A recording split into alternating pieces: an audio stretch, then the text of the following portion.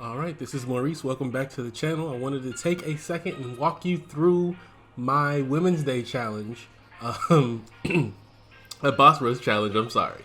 And then after that, I did of course, I opened that crystalline at a 6-star opening. So it was a interesting run. Now, one thing I will say is, one thing I will not do is one thing I always do is give you my straight up gameplay. It's not going to be anything edited, unless I'm trying to show like a guide or something. You're always going to see how I go through a quest.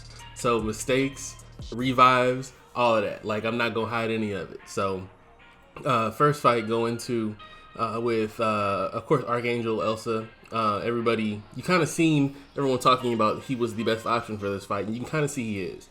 So just parry heavy, and I mean it's kind of a wrap. I mean, like, after a while, it took a second to get the neurotoxins on, but once they were on, it didn't take too long for it to go down. This is definitely one of the easier, of course it's the first one, but it's definitely one of the easier fights in the boss rush.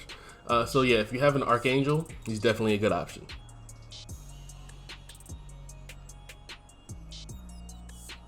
So next up, we had Sorcerer Supreme, and for this one, I brought Void, and Void worked out really well for this.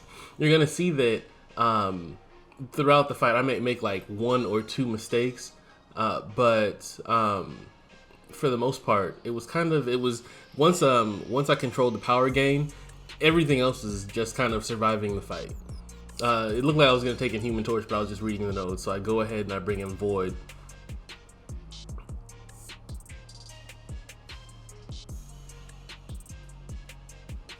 So yeah, if you see, at first I was really aggressive because I was trying to hurry up and spam those special ones. I was trying to see if I can get those debuffs, that petrified debuff on her as soon as possible.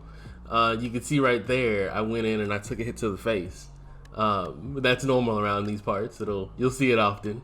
So yeah, I have 2 debuffs on her. So I'm just kind of waiting for an opportunity to get to another special one.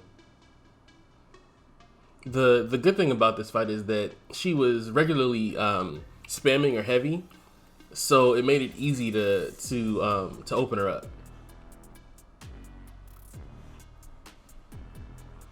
So at one point, and I think you'll see it. Now I didn't catch it myself, but at one point, all of it looks as though all of the either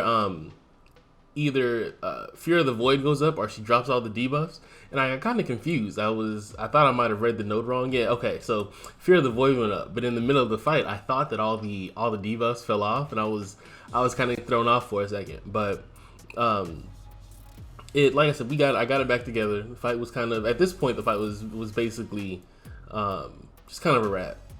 So Void is definitely a good option for this fight. If you have a Void, or if you have a Human Torch, they're both really good options. So next up, next up was the Black Widow fight, and it is what it is. It's another Archangel parry heavy fight. Like, as long as you're going with Archangel parry heavy, you'll be fine. Now there are other options outside of Archangel, and I didn't go through on this one, and I thought about doing extra runs just to have other options, but there are a lot of videos out there. I'd more so say, who is it?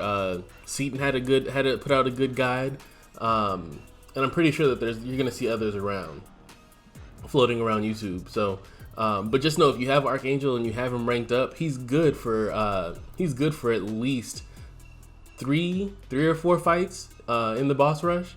So he will help you out. He'll save you some items. But at this point, like, Black Widow's basically going down.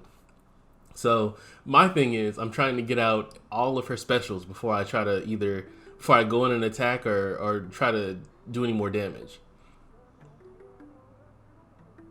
So yeah, that was again another easy fight. Now this Jubilee fight coming up is the fight that did me in the most, right? And of course, I've seen people talk about the fight. I brought Warlock in specifically for this fight because I just thought, hey, okay, Jubilee, Jubilee Mutant Champ, Warlock, Tech Champ. Like he has good power control. He's good against Mutant Champ. So I thought, in theory, I thought that it was going to work out well. So you'll notice that, like, as far as I'm concerned, I don't go too in depth on my strategy when I'm planning out for some of these paths. But so yeah, I go in, and I looked at the nodes, so I kind of have a decent understanding of what's supposed to be happening. But I think where's it happening at? So yeah, I see her start to pull up to that special 3, and I kind of start to panic. So of course I go immediately in and try to get off a special 1, and it brings it down. But I think I might. Oh no, yeah, there it was. Okay, so yeah, so on this one, because there's going to be multiple takes. So on this one, yeah, I got caught by the special 2, and so I was like, okay, well maybe I can just. If I'm looking for power control, maybe I'll go in with Void. Like, I didn't, as you can see, I didn't think about it too much. It was more so, oh, Void, power control, possibly, let's see what we can do. And yeah, as far as how it may have worked out, kind of, it was, okay, so I did damage, but I think I started, I think I parried at one point. And the second I put up a parry and yeah, there we go. Okay, so that one debuff gave her that 50% power gain, and I think I parried at one point. When I parried, we'll scratch all of that. I threw a special 1, and oh wait, no, yeah, and I think I because the AI was so slow, I was able to kind of go in for a while before she decided to go ahead and end the fight herself. So yeah, the thing about this note is that anytime that you're not gonna survive a special 3, like you're immediately dead. That's the note. So I was like, all right, well I don't know if I was expecting to one shot with Void, but I was at least expecting to do more damage before I revived. So I revive, Warlock, and this is my oof moment of this run. This is the oh my god moment. I don't know what I was thinking, but the bad thing about it is you've seen the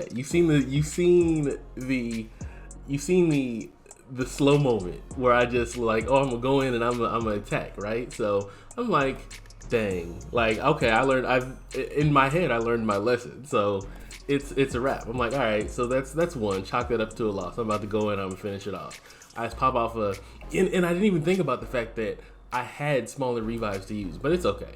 So I go in. Where's it at? Where's my slow moment? I do it again. Like, if there was anyone to hit me in the head and say stop being stupid, I needed that person at that very moment. But on a positive note, I figured out how to actually dodge the special 2. So, hey, positive, negative. It's the good with the bad. So yeah, but as you can see, I think at this point, I have a pretty good control of the fight.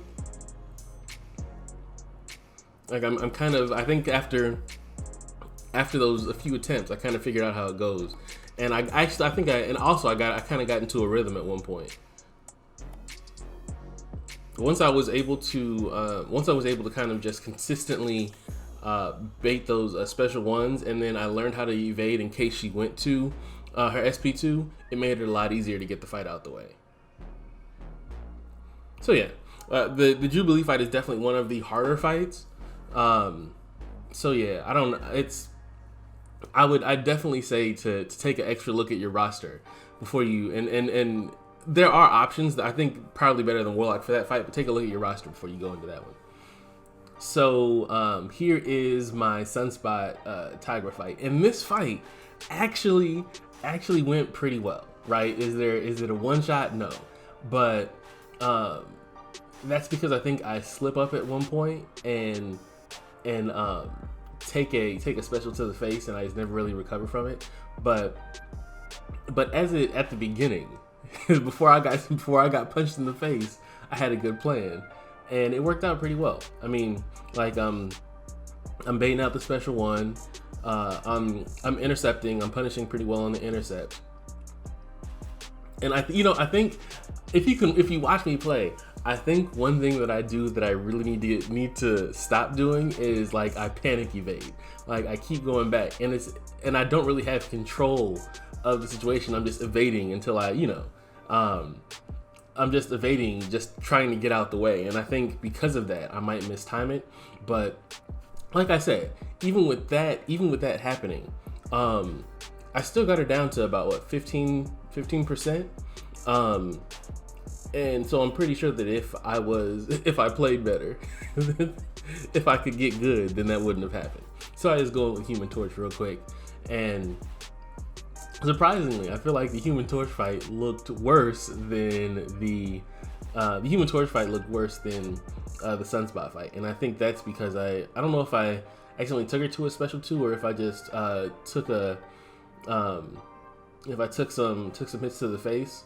Yeah, that's what it was. Yeah. See, there's me dashing back again. That's like I think that's one of my biggest issues is like just the crazy, sometimes it works, but when it doesn't work, it really doesn't work. But the funny thing is right there, I think I just panicked and threw a special 1 because I realized she was at a special 1 and I was kind of getting backed into the wall and I didn't want to go through trying to evade that. So I panicked, threw a special 1, it hit, I got lucky, get good. So we come to the last one, this is Storm. So with Storm, I went in with Archangel, and one thing I'll say about this is if you have Archangel, if you have Namor, if you have Warlock, this is a very, very, very easy, I'm not gonna say easy, but manageable fight.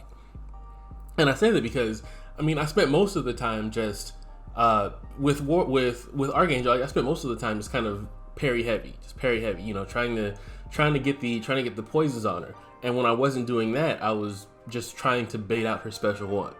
So of course, like I said, if you have Archangel, he is really good for it. If you have Namor, he's also really good for it because he reflects that glancing. The damage that you see Archangel taking from time to time is when she glances, because you take a hit, you take that damage whenever she glances. So if you have a Namor and you have him ranked up, use Namor. He won't take that. He'll actually reflect that damage back onto Storm, and it'll work out pretty well for you. But like I said, back to me parry heavying this Storm. So yeah, like I said, I'm trying to bait out specials, and I think what gets me is I take there's a theme going on here if you're not noticing. At some point I take a few hits to the face and she gets to a special 2. And there's a reason why you only want to take Storm to her special 1. She actually at times in low tiers, low meaning like tier 4 and tier 4, 5, 6 and up in Alliance War, she can get kills in Alliance War based off of her special 2. Because for people who haven't practiced or know how her animations, it's hard to avoid. So that special 1 is that sweet spot, because once you get the timing on it, it's a lot easier. But as you can see, I think I took some hits I mistimed the evade, took hits to the face, at a special 2, game over. So yeah, at this point, she's down to 40k. I go in with Warlock, and it's like kind of same thing. Parry heavy, put the bleeds on, and the thing is, since you're parrying, you're putting his his charges on her. So it's for that aspect of the fight, it was really simple. I'm pretty sure it makes me think that if I went in with Warlock, I probably could have one-shot and controlled the power gain. So yeah, it was. So in that aspect, it was a good fight. So that is officially the end of the boss rush.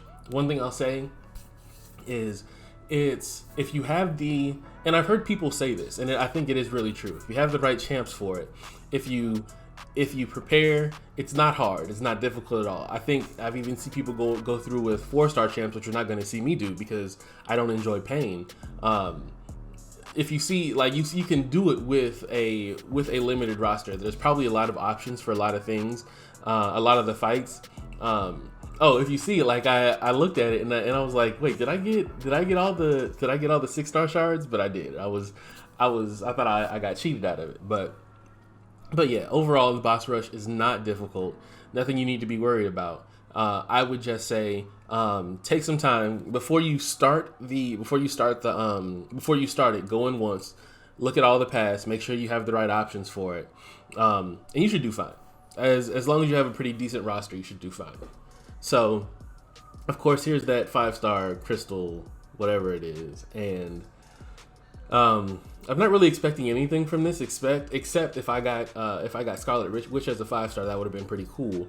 I guess I already spoiled it, but if I would have got her, that would have been cool. But I don't know. I think the more important thing here was that I got the 6-star shards because, as you could see, I got Gamora, which is nothing to be happy about. So, you know, I was like, okay, so bad luck or not so good luck on the 5-star, that should equate to good luck on the 6-star. The problem with that is I actually expected to get something good.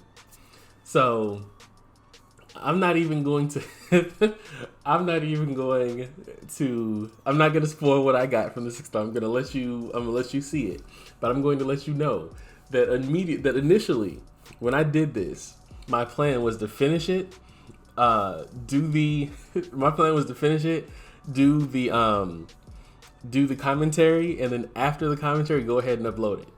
I was so disappointed by my pull. I had to stop recording, step out the room, watch ESPN, watch any. I went and listened to music, watched ESPN. I was gone for probably about a half an hour, and once I felt like I was in the right mental headspace to go ahead and speak on it without the hurt and the pain in my voice, I came back.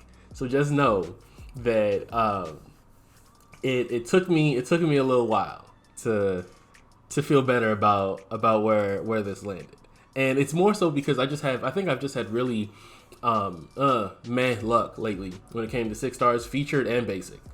So here we go. Yep, could have rolled over to Sasquatch. Could have, but that would have been nice, right? That's why I didn't have him, because that would have been nice. So either way, end of the video. Boss rush, cool. Get the right champs, you'll be okay. Don't be like me. If you prepare, you won't have to use units. You won't have to use revives. You'll be good to go. Thanks for watching. Let me know what you think about my 6-star pull. Other than that, you guys be safe. Look forward to see you guys in the next live stream. Peace out.